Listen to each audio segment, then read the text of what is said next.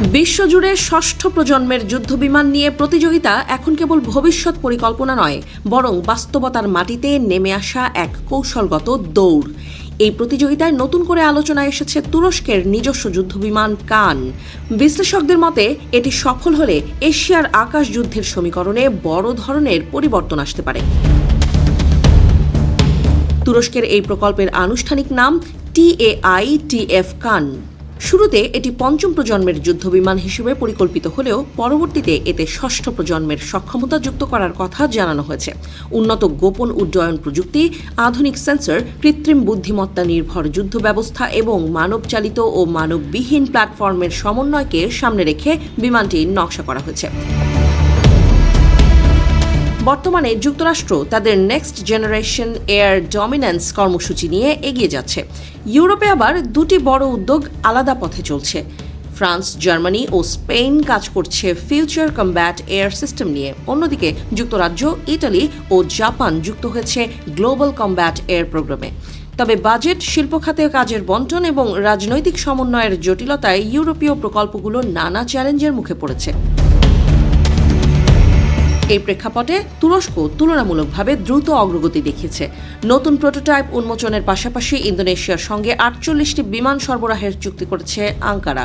পাকিস্তানের সঙ্গে যৌথ উৎপাদনের পরিকল্পনাও ঘোষণা করা হয়েছে। সৌদি আরবের সম্ভাব্য অংশগ্রহণ নিয়েও আলোচনা চলছে। ফলে এটি কেবল একটি সামরিক প্রকল্প নয়, বরং বিস্তৃত কৌশলগত অংশীদারিত্বের প্ল্যাটফর্মে পরিণত হয়েছে। কানের বিশেষত্ব হচ্ছে এটি একক যুদ্ধবিমান হিসেবে নয়, বরং সমন্বিত নেটওয়ার্ক ভিত্তিক যুদ্ধ ব্যবস্থার কেন্দ্র হিসেবে ভাবা হয়েছে। তুরস্কের মানববিহীন যুদ্ধযান বাইরাক্তার কিজিলেলমাকে এর সঙ্গে সমন্বয়ে কাজ করার জন্য তৈরি করা হচ্ছে। অর্থাৎ মানবচালিত ফাইটার জেটের পাশে ড্রোন সহযোদ্ধা হিসেবে কাজ করবে, যা ভবিষ্যৎ যুদ্ধক্ষেত্রে গতি ও কৌশলগত সুবিধা বাড়াবে।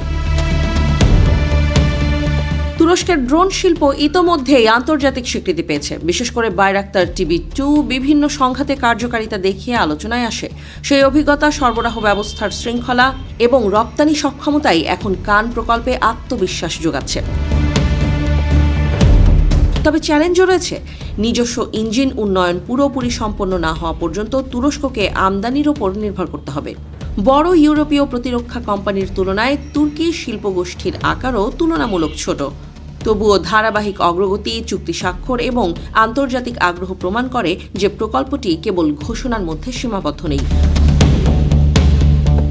ষষ্ঠ প্রজন্মের যুদ্ধবিমান প্রতিযোগিতায় টিকে থাকার লড়াই কেবল প্রযুক্তির নয়, বরং রাজনৈতিক স্থিতিশীলতা, শিল্প সক্ষমতা ও দীর্ঘমেয়াদী অংশীদারিত্বেরও পরীক্ষা। সেই পরীক্ষায় কান কতটা সফল হবে তা সময়ই বলবে।